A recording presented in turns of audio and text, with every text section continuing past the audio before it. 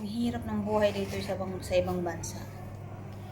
Tapos pag tumulong ka, sasabihan, kahit anong tulong na ibibigay mo, sasabihan ka pa din na hindi ka nakatulong. Kahit anong gawin mo sa buhay, kahit anong bigay, tulong na ibibigay mo, hindi pa rin marunong magpasalamat. Kaya kung ako sa inyo, huwag na kayong tumulong. Isipin nyo lang sarili nyo. Dahil pagdating ng araw, kayo pa rin ang masisisi.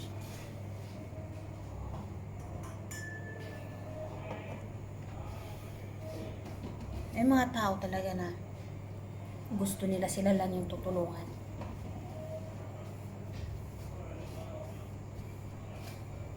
Walang pakialam. Tapos pagdating ng araw, kung titigil ka na sa pagtulong, sasabihan ka na, hindi ka naman nakatulong. Kalain nyo yun.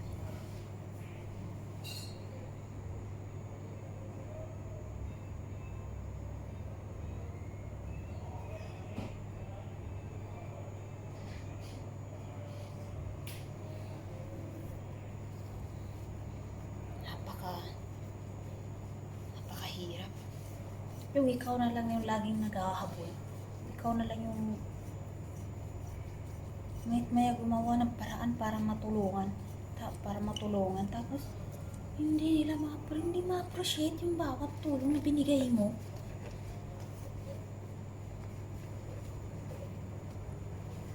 Kaya kayo, mga nandito sa abroad katulad ko, sarili nyo na isipin nyo. At kung may magulang kayo, magulang nyo na rin ang isipin nyo. At kayo, sarili nyo. Kahit anong tulong ibibigay nyo, baliwala yan.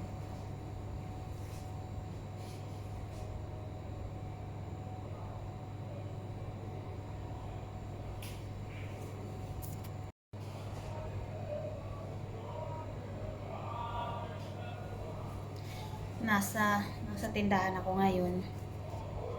Naglilinis ng mga baso.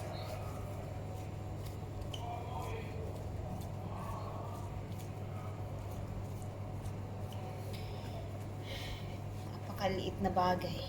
Pag-aawayan.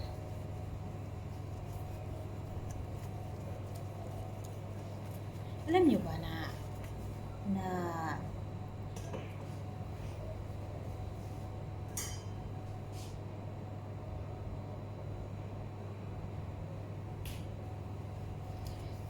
napakahirap na nasa ibang bansa.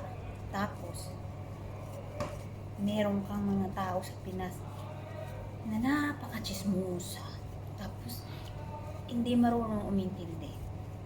Dagdagan pa ng mga kamag-anak ng ingay-ingay. Puro hiram.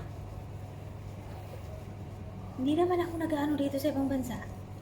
Nagtatrabaho ako, papakintab ng baso.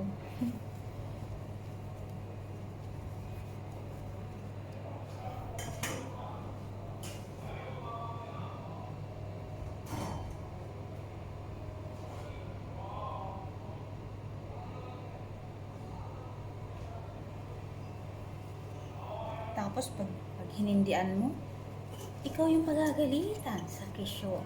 Ang damot mo. Nasaan ba ang pera mo?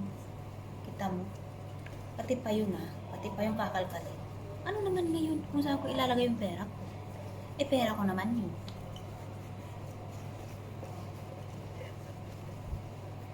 Kahit ilustay ko pa, pera ko. Ba't kailangan pang itanong yun?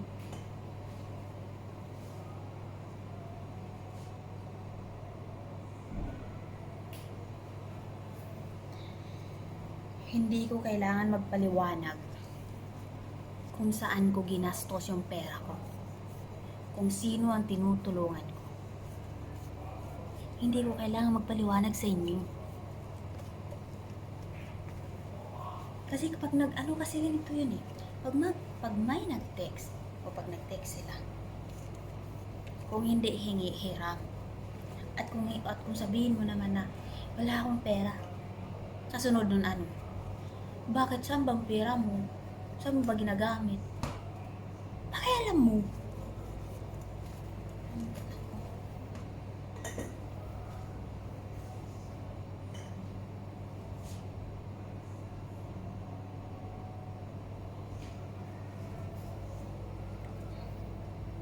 Tapos tatanungin pa. Nagpapadala ka ba sa magulang mo? Bakit? Ano-ano ba kita para tanungin mo ko? Wala kang pakialam, tumulong ako hindi. Hayaan niyo ko. Para kung mag-anak ka lang, nakikialam ka sa akin. Bakit ikaw? Tumutulong ka ba sa magulang mo? Palong mo ka.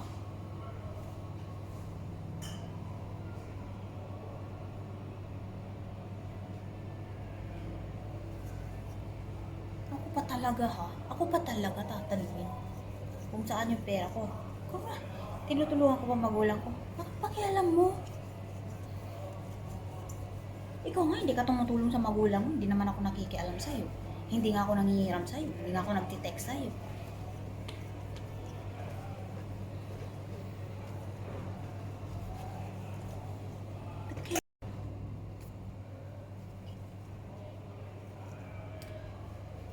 Porket ba mabait ako?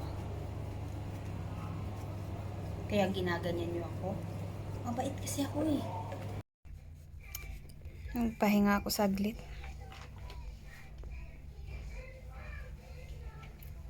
Nalulungkot lang ako kasi bakit ganun yung mga tao? Hindi marunong mag-appreciate. Tapos, pag may nangumusta, kasunod naman utang. Hindi naman ako bangko. Tapos pag tawag dito, pag hindi mo naman sinagot agad, sasabihin na ang yabang mo na. Mayabang ba yun? Mayabang ba yung busy ka lang? May anak ako. Magtatrabaho ako. Pag weekends. Napakahirap. Tapos pakikialaman pa ako. Ewan ko kung may mga nakaranas ba na katulad ko. O ako lang ba talaga yung minalas sa buhay? Baka ako lang talaga yung minalas, no? Na tutulong ka na, mapapasama ka pa. Hindi ka magpapahiram. Tatanungin ka kung saan mo ba ginamit pera mo. At kung hindi ka naman sasagot, sasabihan ka naman na ang yabang mo na. At para sa akin kasi magsipag naman kayo. Hindi yung porkit gusto nyo humiram, gusto nyo agad-agad meron. Tapos, meron pa yung isa, gustong humiram ng 25,000 yata yun. Sabi pa niya, mura lang naman sa inyo yan. Wow! Mura lang. Bawat piso mahalaga sa amin. Lalo pa yung katulad namin na nagtsatsaga dito sa ibang bansa. Kaya wag mong nilalang ang bawat pera. Kapal mukha.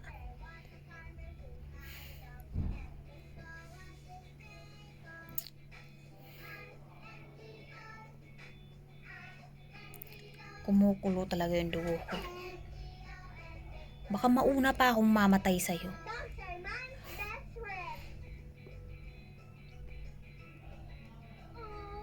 Hindi ko alam. Nak, galit si mama, nak. Buti na lang may anak ako. Ba, nak? Love ka ni mama, nak. Tapos pinagmumura pa yung anak ko. La, kakarmahin ka. Sinasabi ko sa'yo. Yung bata, maliit pa yan. Wala pang ano yan. Anghel pa yan. Wala yung kasalanan sa'yo. Hindi lang nagpahiram yung nanay, nagagalit ka na. Kapal mukha mo, magbanat ka ng buto.